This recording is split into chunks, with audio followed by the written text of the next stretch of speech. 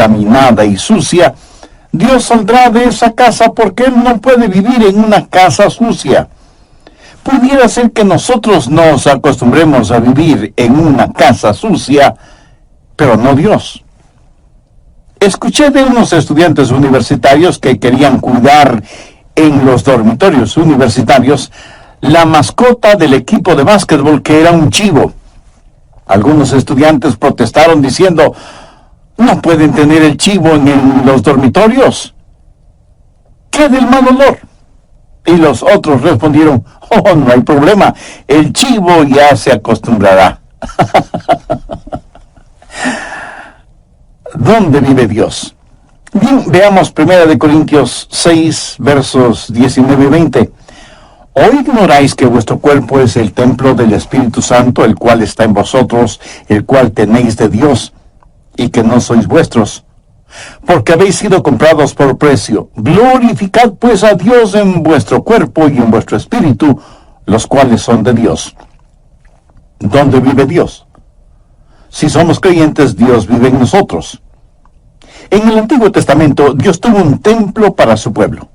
En el Nuevo Testamento, Dios tiene un pueblo para su templo. Dios vive en nosotros y nuestro corazón es su residencia real. Dios ha vivido en varias casas y ha salido de ellas. Por ejemplo, la primera casa en la cual Dios vivió fue un hombre llamado Adán. La Biblia dice en Génesis 2:7, entonces Jehová, Dios, formó al hombre del polvo de la tierra y sopló en su nariz aliento de vida, y fue el hombre un ser viviente. ¿Quién es el hombre? El hombre es cuerpo, alma y espíritu. Dios hizo el cuerpo del hombre del polvo de la tierra. Dios sopló en la nariz del hombre el aliento de vida, y eso es el Espíritu de Dios. Y el hombre vino a ser un alma viviente. Por favor, anote el margen 1 Tesalonicenses 5:23. Y el mismo Dios de paz os santifique por completo, y todo vuestro ser, espíritu, alma y cuerpo, sea guardado irreprensible para la venida de nuestro Señor Jesucristo. Fiel es el que os llama, el cual también lo hará. Usted y yo tenemos un cuerpo. Esto es piel, pelo, huesos, músculos, venas, nervios, hígado, pulmones, etc. Eso es nuestro cuerpo.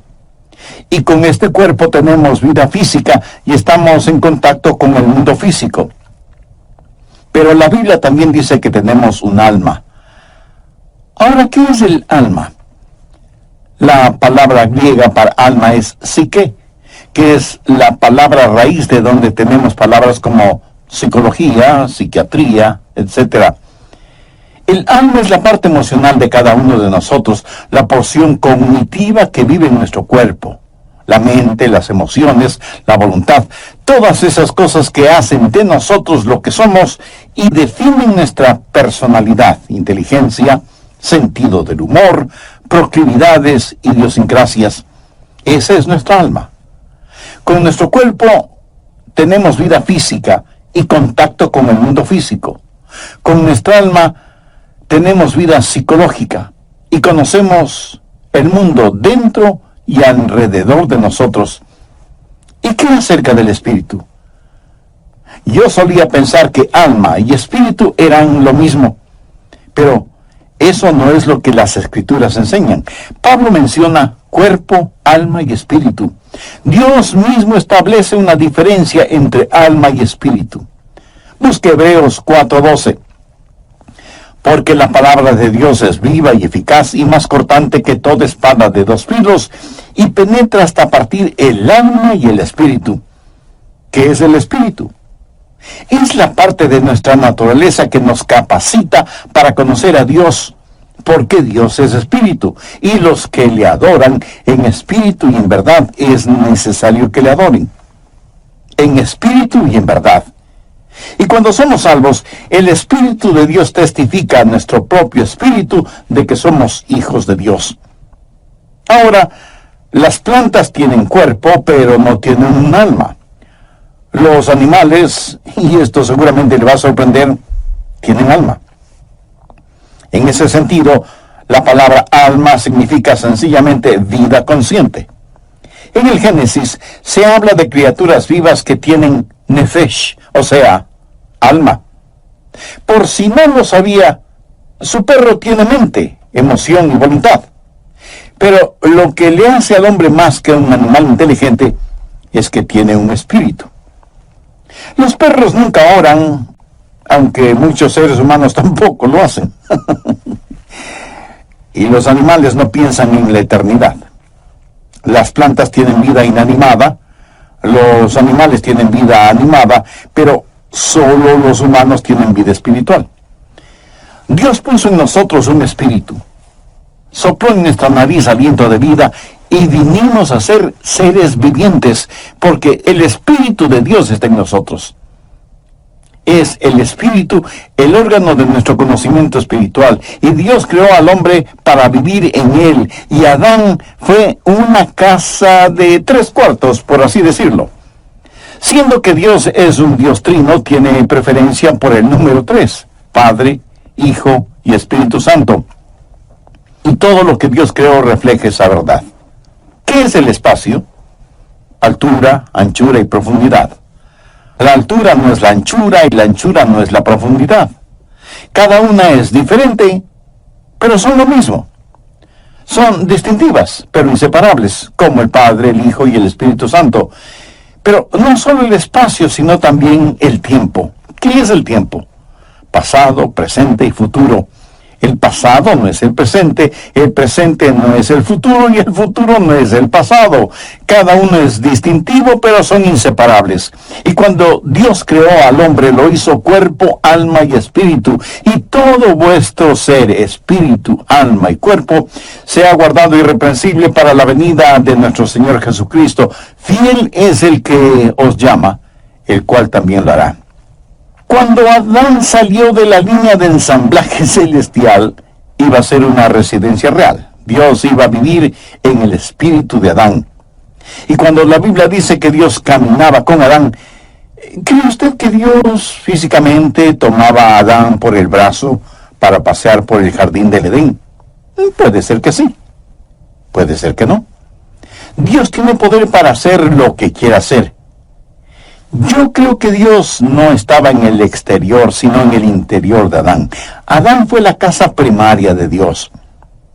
Ahora quiero que anote las siguientes palabras, porque este estudio bíblico se desarrolla alrededor de esas palabras: diseño, deshonra, desolación y destrucción.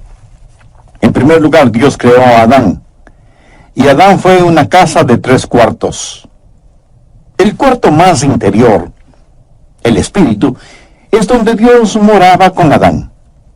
Dios diseñó esta casa de 3/4 como su casa primaria. Pero no solo fue una casa diseñada, sino que en segundo lugar se volvió una casa deshonrada cuando Adán pecó contra Dios. En Génesis 3:6 leemos: y vio la mujer que el árbol era bueno para comer y que era agradable a los ojos, y árbol codiciable para alcanzar la sabiduría. Y tomó de su fruto y comió, y dio también a su marido, el cual comió así como ella. Eso sencillamente quiere decir que pecaron, transgredieron la ley de Dios, porque cualquier pecado es transgresión de la ley divina. Desobedecieron a Dios. Y esta hermosa casa que Dios hizo fue contaminada, deshonrada, ensuciada y quedó desolada porque Dios salió de esa casa. Génesis 3:19 dice: con el sudor de tu rostro comerás el pan hasta que vuelvas a la tierra, porque de ella fuiste tomado, pues polvo eres, y al polvo volverás. Cuando Adán pecó, Dios salió de la casa, y ahora Adán espiritualmente está sin Dios, pero su alma y su cuerpo están vivos. Adán es ahora una casa desolada, sin Dios. Y en vez de centrarse en Dios, se centra en sí mismo. Y en vez de que el espíritu tenga dominio sobre el alma tiene dominio sobre la mente, las emociones y la voluntad. Así que la casa diseñada fue deshonrada y quedó desolada. Y será finalmente destruida, pues polvo eres, y al polvo volverás. ¿Cómo murió Adán? Dios había advertido a Adán y a Eva que si comían del árbol prohibido, morirían. Cuando usted lee la Biblia, descubre que Adán vivió 900 años y tuvo hijos. Pero Dios no había dicho que morirían si comían del fruto prohibido. Entonces, ¿murió o no murió? Déjeme decirle cómo murió Adán. Murió inmediatamente en su espíritu, murió progresivamente en su alma y murió definitivamente en su cuerpo. Esto es muy importante y quiero que se lo grabe muy bien en su memoria. Ahora, ¿qué significa el estar perdido? ¿Están perdidos solo los ladrones, los violadores, los asesinos, los drogadictos, los depravados sexuales? No. Estar perdido es estar sin Dios. ¿Cuánto se necesita pecar para estar sin Dios? La mitad de un pecado, ni siquiera un pecado entero. Dios jamás vivirá en una casa sucia. Dios ya no permaneció en Adán, que fue su residencia real y primaria. El instante que Adán pecó, inmediatamente murió en su espíritu. Leemos en 1 de Juan 5:12, el que tiene al Hijo tiene la vida, el que no tiene al Hijo de Dios no tiene la vida. Muchos de quienes me escuchan este mismo momento, aunque sientan latir su corazón y sepan que sus mentes están lúcidas, si no tienen a Cristo, están muertos. Y hay millones de muertos vivientes en el mundo. Y usted, aunque no se haya dado cuenta, probablemente está rodeado de gente que vive, pero en realidad está muerta. O a lo mejor usted mismo es una de esas personas. Adán murió inmediatamente en su espíritu y progresivamente en su alma. Ahora, ¿qué es el alma? La mente, la emoción y la voluntad. Su mente, que debía estar centrada en Dios, se volvió un jardín de malezas. Temores y neurosis y desengaños y dolores llenaron su corazón, su mente, su alma. Murió progresivamente en su alma. Y finalmente su cuerpo murió. Pero la semilla de la muerte ya estuvo en él el momento que pecó. Muchos durante la época de Navidad compramos lo que llamamos un árbol natural o vivo. Mi amigo, ese árbol ya nada tiene de vivo o de natural porque murió el momento que lo cortaron. Y si está muerto ya no es natural porque carece de vida. Puede parecer que tiene vida, pero solo espere unos días y ese árbol dará evidencias no de tener vida, sino de estar absorbido por la muerte. Hay personas que van a las iglesias bien decoraditas, lucen atractivas y frescas, pero están separadas de la vida de Dios. Solo hay que darles tiempo y su separación de Dios, su muerte espiritual, se hará evidente. Sin Dios morimos inmediatamente en nuestro espíritu. Morimos progresivamente en nuestra alma y final y definitivamente morimos en nuestro cuerpo. Nuestro cuerpo lenta pero inexorablemente está descendiendo hacia la tumba. Una casa diseñada, deshonrada y desolada. Dios salió de esa casa destruida y que fue la casa primaria de Dios y se llamó Adán. La segunda casa en la cual Dios habitó fue un templo. En el Antiguo Testamento, Dios construyó un templo para su pueblo. Un tabernáculo, que fue una enorme carpa. Más tarde se edificaría una estructura sólida, pero la idea y principio es el mismo. Ya se hable del tabernáculo o del templo. Y por poco que usted sepa del tabernáculo o del templo, sabe que había 3 divisiones básicas o 3 cuartos. El patio exterior, el lugar para los sacrificios, el patio interior o lugar santo, donde la gente se reunía para tener comunión, y el lugar santísimo en donde estaba la Shekinah, la gloria de Dios. ¿Qué era el templo? No fue nada más que un modelo gigantesco, fue una lección objetiva de lo que es el cuerpo humano. En el patio exterior estaba el altar de bronce. debemos presentar nuestros cuerpos como sacrificios vivos. El patio interior era el lugar en donde la gente adoraba y tenían comunión unos con otros, como cuando estamos en una iglesia, y representa el alma. Comunión a nivel del alma. Pero el lugar santísimo, el lugar más íntimo, representa el espíritu humano. Esta casa es diseño de Dios. Dios usó el templo para enseñar lecciones colosales que no debemos ignorarlas. En primer lugar, una casa es diseñada, un templo de 3 habitaciones, y Dios dijo, hacedlo de acuerdo al diseño que te he dado, porque es una lección. Una casa diseñada, una casa deshonrada. En Mateo 21:12, note lo que Jesús dijo acerca del templo. Y les dijo, escrito está, mi casa, casa de oración será llamada, mas vosotros la habéis hecho cueva de ladrones. Una casa diseñada, una casa deshonrada y una casa desolada.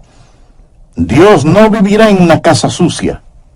Mateo 23:38 dice, he aquí, vuestra casa os es dejada desierta. Ahora, por favor, note lo siguiente. Ya no la llama la casa de mi padre o mi casa. Ahora es vuestra casa. Lo extraño es que después de que ellos habían convertido el templo en una cueva de ladrones, continuaban adorando en el templo. Pero Dios estaba a años luz de distancia de ese lugar. Ya no es la casa de Dios, es su casa. Una casa diseñada, una casa deshonrada, una cueva de ladrones, una casa desolada, una casa destruida. Busque Mateo 24, versos 1 y 2. Cuando Jesús salió del templo y se iba, se acercaron sus discípulos para mostrarle los edificios del templo. Respondiendo él les dijo, ¿veis todo esto? De cierto os digo que no quedará aquí piedra sobre piedra que no sea derribada. En la actualidad usted puede visitar el sitio en donde estuvo el templo una vez y no encontrará una piedra sobre otra. Hay otros templos que han sido preservados, pero no este. La profecía de Jesús se cumplió. Está viendo lo que sucede. Una casa primaria, una casa designada y diseñada, y Dios sigue adelante. ¿Alguna vez ha considerado a su cuerpo como la casa de Dios? Si usted es un creyente, sabe que su cuerpo es el templo del Espíritu Santo, y así lo enseña enfáticamente la palabra de Dios. Ahora, si usted no tiene una relación personal con Dios por medio de Jesucristo, no se preocupará demasiado en tener la casa de Dios limpia y en orden. ¿Que cómo puede tener una relación? ¿Cuál fue esa casa perfecta? El mismo Señor Jesucristo. En Juan capítulo 2, versos del 19 al 21, note lo que Jesús dijo acerca del mismo. Respondió Jesús y les dijo, destruid este templo, y en 3 días lo levantaré. Dijeron luego los judíos, en 46 años fue edificado este templo, y tú en 3 días lo levantarás. Mas él hablaba del templo de su cuerpo. Jesús supo que su cuerpo era el templo de Dios, y era un templo perfecto. Primero, una casa designada. Jesús dijo, has preparado un cuerpo para mí, una casa diseñada. Él fue el segundo Adán, cuerpo, alma y espíritu. Fue totalmente perfecto. Una casa designada. Él pudo señalar a quien quiere y decir, ¿quién de ustedes me acusa de pecado? Por eso nació de una virgen para ser perfecto. Él no es el hijo de Adán. En Adán todos mueren. Él vino como lo hizo, nació de una virgen para ser lo que fue, sin pecado. Él fue lo que fue, sin pecado, para hacer lo que hizo, morir por nuestros pecados. Solo un sacrificio perfecto sería aceptable delante de Dios, y sin embargo, esa casa designada fue una casa deshonrada. Y usted pregunta, ¿cómo pudo ser eso posible? Si esa casa era Jesús, ¿fue ese templo deshonrado? Absolutamente. Veamos Isaías 53:6.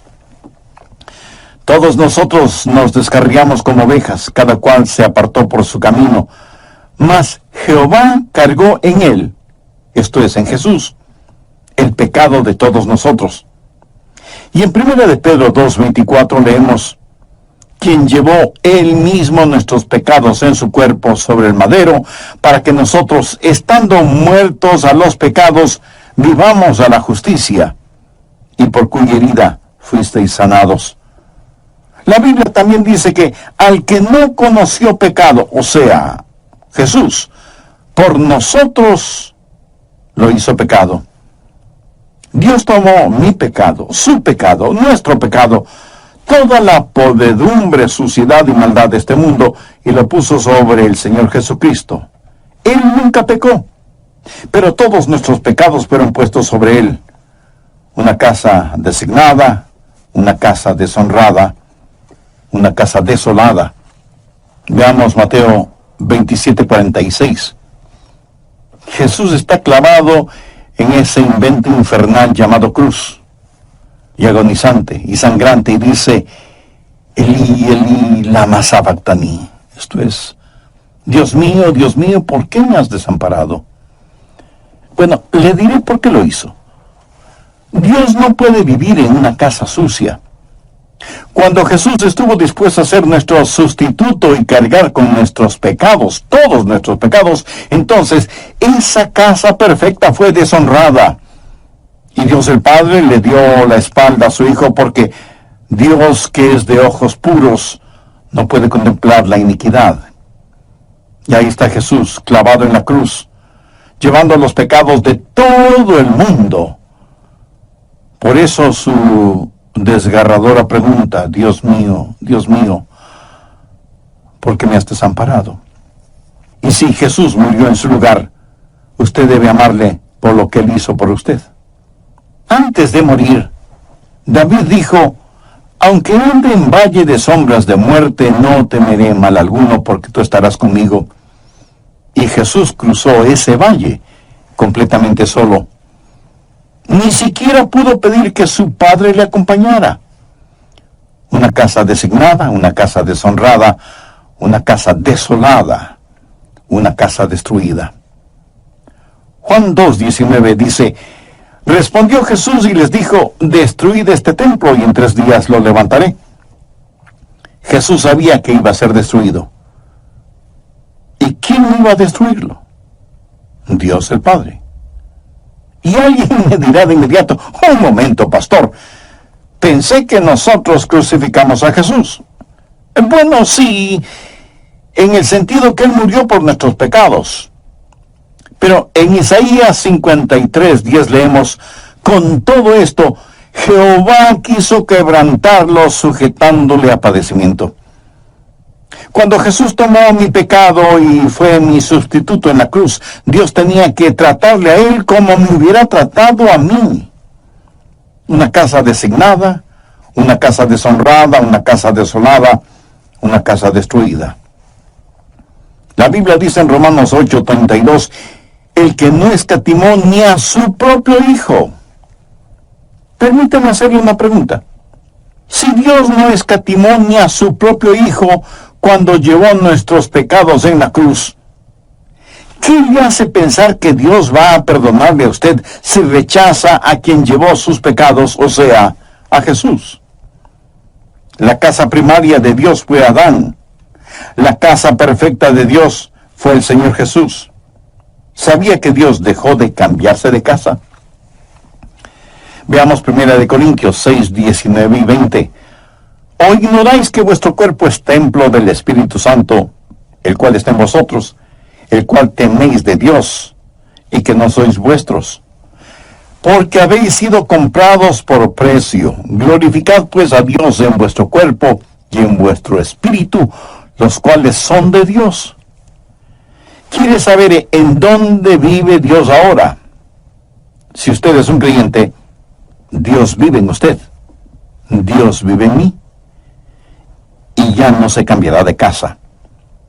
Y tal vez usted me pregunte: pastor, ¿está seguro de eso? total, absoluta y completamente seguro. Anota el margen, 2 Corintios 6:16. ¿Y qué acuerdo hay entre el templo de Dios y los ídolos?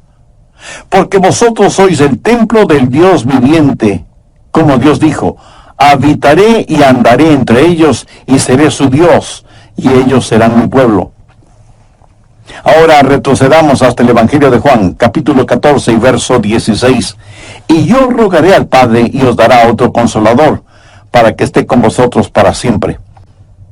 Notó la última parte de esa promesa, para que esté con vosotros.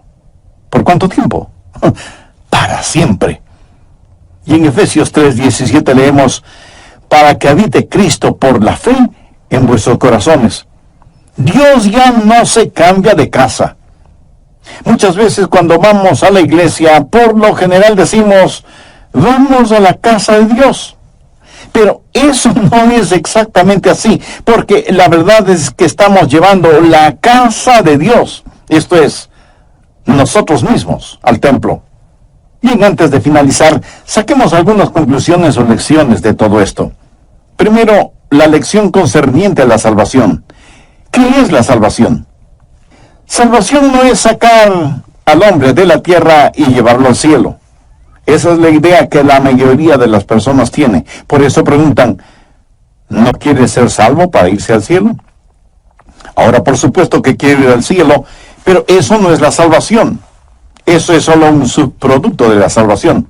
Así que repito, salvación no es sacar al hombre de la tierra y llevarlo al cielo. Salvación es que Dios salga del cielo y entre en el hombre. Ser salvo es tener a Dios en su corazón, ayudándole a entender que usted es ahora el templo del Espíritu Santo. Segundo, la lección concerniente a la seguridad. Dios ha dejado de cambiarse de casa.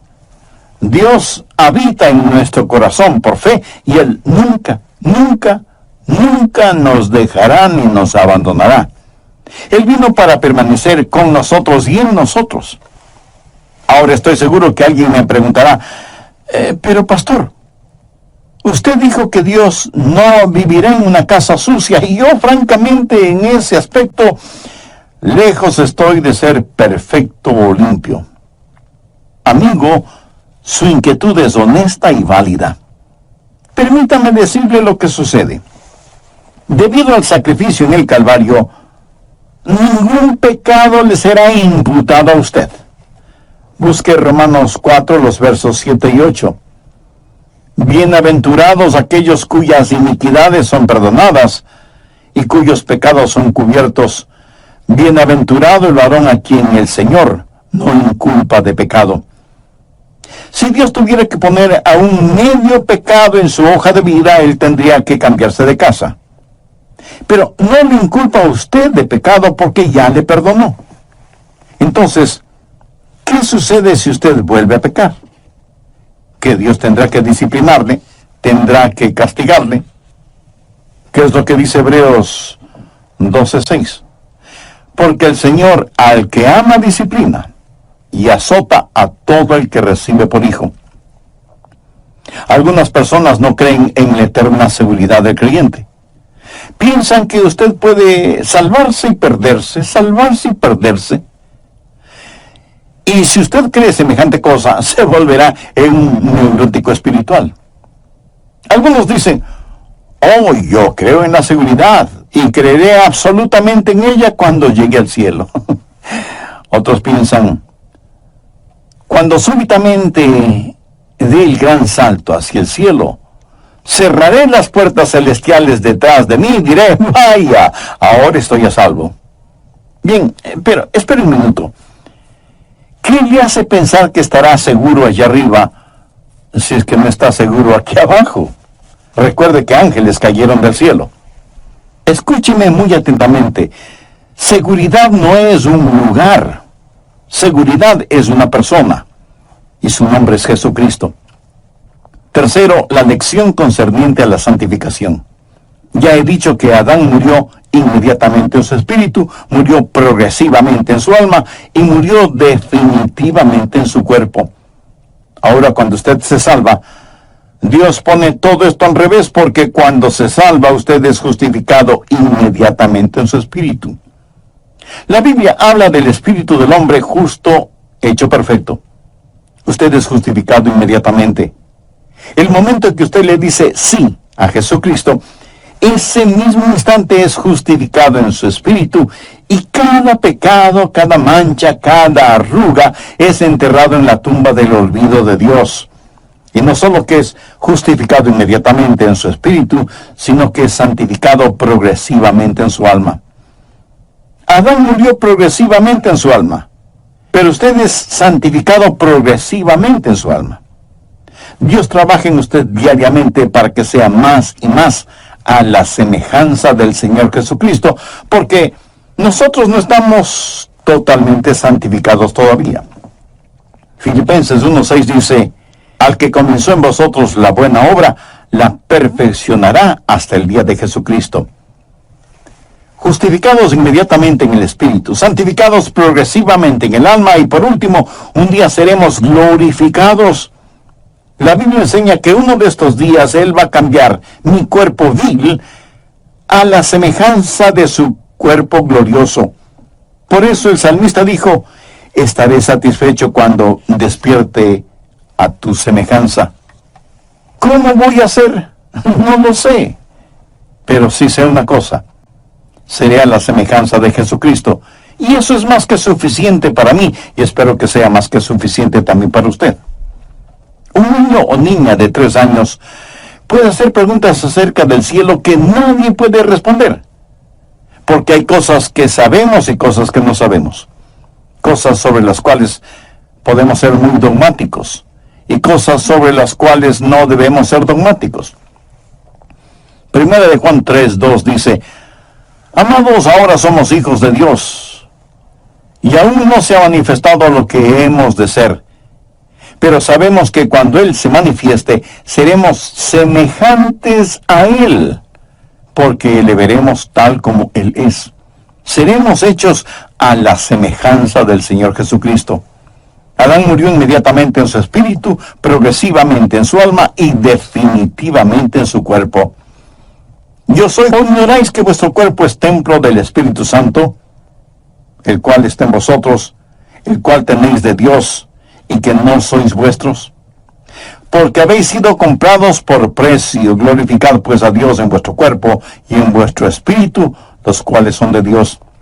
Su cuerpo es el templo del Espíritu Santo de Dios. ¿Cuántos de ustedes usan un lenguaje soez que no lo usan cuando están en la iglesia? Recuerde que cada día es un día santo y cada lugar es un lugar sagrado. Usted no haría nada para deshonrar o ensuciar la iglesia a la que asiste, ¿verdad? Entonces, ¿por qué deshonrar o ensuciar su cuerpo, que es el templo del Espíritu Santo de Dios? Si usted es un creyente, Dios vive en usted. Él ha hecho morada en su corazón y su vida, y ya nunca jamás se cambiará de casa. Si usted aún no es salvo, pero quiere serlo, le prometo con la autoridad de la palabra de Dios que Jesús le salvará, como salvó a aquella mujer cuya carta leí. Y si usted está pensando, pero yo no soy pecador como ella, ¿sabe lo que Jesús les dijo a los fariseos que se creían tan justos y piadosos? De cierto os digo que los publicanos y las rameras van delante de vosotros al reino de Dios. No hay ninguna persona tan mala que no pueda ser salvada, y no hay ninguna persona tan buena que no necesite salvación. Y si usted quiere ser salvo ahora mismo, le invito a orar conmigo esta oración. Querido Dios, soy un pecador y estoy perdido. Necesito ser salvo y quiero ser salvo. Señor Jesús, tú moriste en la cruz del Calvario para salvarme y prometiste que me salvarías.